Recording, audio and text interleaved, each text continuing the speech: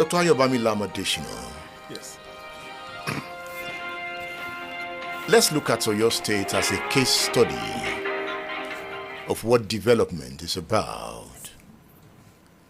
Are you impressed with the achievements of Governor Seyi Makinde so far? I think we need to put a bit of context to it, isn't it? Okay. Because he spent 4 years, the first term, and not just a couple of months ago he was re-elected as for his second term. You know, so he won the election fair and square. So, but if you ask me, am I impressed by his activities? The answer is I am not. The question is why? Why? Why? I mean, go around Ibadan city. What do you see? Potholes all over the place. There was a heavy downpour yesterday. Lots of roads within Ibadan city were flooded. I come home regularly, as you know, and I move around Ibadan, as you know, and I can feel it. I can feel that there is anything different. In fact, Ibadan is looking older and older and older in terms of its outlook each time I come home. Education, what has he achieved within the field of education? When you look around the state, do you see new buildings? They've got something called Superb that's supposed to build new classrooms in the primary school and probably new buildings in the secondary schools and so on and so forth. They've built some. Well, I haven't seen them. Maybe they built some, but I haven't seen them. He's spent 4 years in government. He's going to spend another 4 years in government. We should see a marked improvement in terms of the healthcare system in Oyo State, as you have just said. Oyo State should by now be looking at becoming a food basket within the Southwest. He's making some efforts in the agriculture sector. Well, some effort. Are we still going to be saying some effort after 8 years? But he has to start from efforts, some efforts. Yes, he spent 4 years. He's still making some efforts, isn't it? He has done some good jobs in Fashola. Well, who started Fashola? Well, he has improved it. Oh, okay. So it's like an agric hub. Yes, it's an agric hub. And I can see he's connecting some inner roads. Yes. Or you're saying yes, connecting this. Yes. And let me make something very, very clear here. The first person to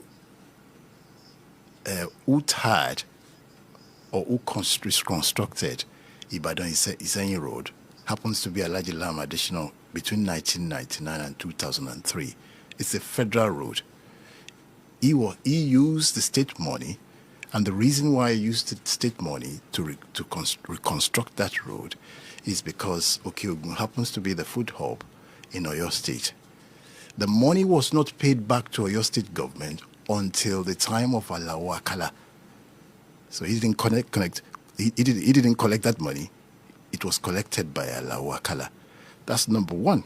Number two, Oyo Ogbomoso Road was flagged up during the period of Alhaji Lam Adeshina by Chief Olusegun Obasanjo, who was the president at that time. Another federal road, but Olusegun Obasanjo did not construct the road. But she has constructed, or you're saying? Well, yeah, he has reconstructed. Okay, he has reconstructed. He has reconstructed. What I am saying to you, Edmond, is let us always remember those men. Lam Adeshina is no more. He constructed the road. The first person to reconstruct the road. So let us always remember that. I'm not saying that Seyi Makinde hasn't done the reconstruction again. I'm only saying to you that one of the reasons why we have a problem in Africa is because we always forget our heritage. We always forget those men who have served us selflessly. I want to be able to go to Oyo State schools and listen to them talking about history, which you do very often. You refer to great men and women in the world who have done selfless service to their people. I don't see them talking about Awolowo in that fashion in schools. I don't see them talking about Bola Ige in that fashion in schools. I don't see them saying that Lam Adeshina came from a very humble background. He became the governor of the state. These are some of the things that he did. And let me remind you, Edmund, the first day you came to Lam Adeshina's house, you were looking for his house. You stood in front of his house, but you were amazed that, no, it can't be the ex-governor of this state living in this house. Is that not so? That's the example of good practice we should be showing our children today. So are you saying a governor does not deserve to live in a big house if he has the money? If he has the money. Yes. Well, I'm not saying that you shouldn't live in a big house if you have the money.